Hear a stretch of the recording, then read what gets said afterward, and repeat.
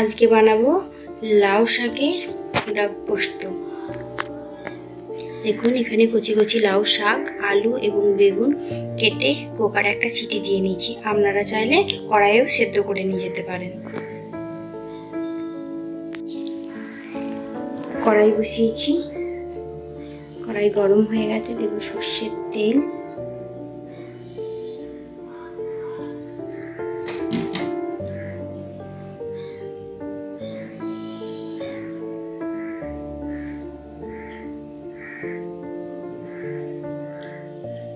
তেলটা গরম হয়ে গেলে একটা শুকনো লঙ্কা ফোড়ন দেবো। তেল গরম হয়ে গেছে, দিয়ে দেবো একটা শুকনো লঙ্কা ফোড়ন। ফোড়নটা হয়ে গেলে দেখুন সুন্দর সেন্ট বেরিয়েছে শুকনো লঙ্কা। দিয়ে দেব শাক, আলু, বেগুন সেদ্ধটা।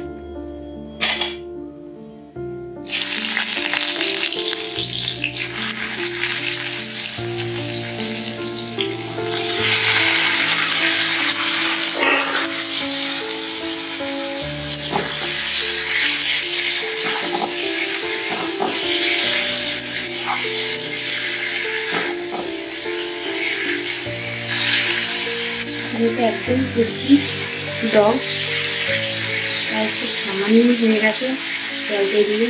এছাড়া আপনারা কড়াইয়ে একটা সামান্য ভাপ নিলেও পারবেন, অসুবিধা নেই।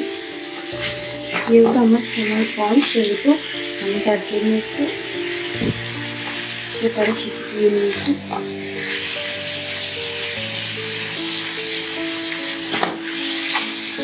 সব কিছু নেড়ে চেড়ে ভাজা ভাজা করে দেবো।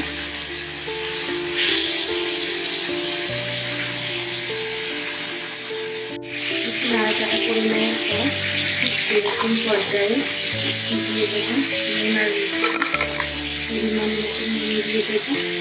তারপরে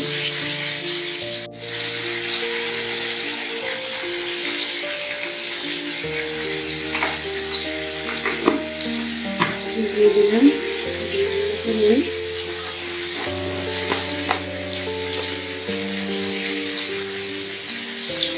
দিলাম পরিমাণ মতো মিষ্টি। আপনারা আপনাদের মিষ্টিটা দিয়ে দেবেন পরিমাণ অনুযায়ী। এবার লাউ শাক পোস্ত একটু মিষ্টি মিষ্টি খাওয়া হয়। আপনারা আপনাদের কতটা শাকের পরিমাণ সেই অনুযায়ী মিষ্টিটা দেবেন।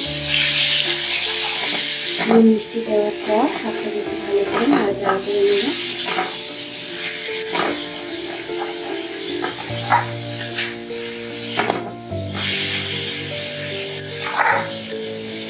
ভালো করে ভাজা ভাজা করা করে নেব।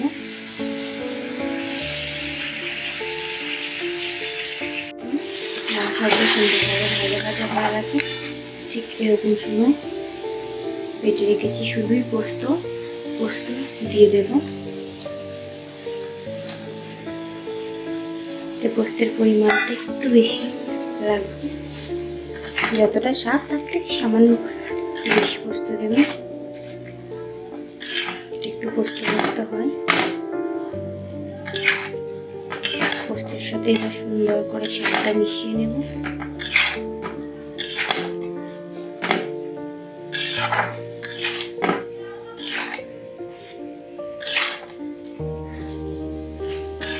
পোস্ত বেশিক্ষণ নাড়াচাড়া করবো না, একটু ভালো করে পোস্তটা মিশিয়ে নেবো শাকের সাথে। আর তেলটা ছেড়ে দিলেই বন্ধ করে দেবো।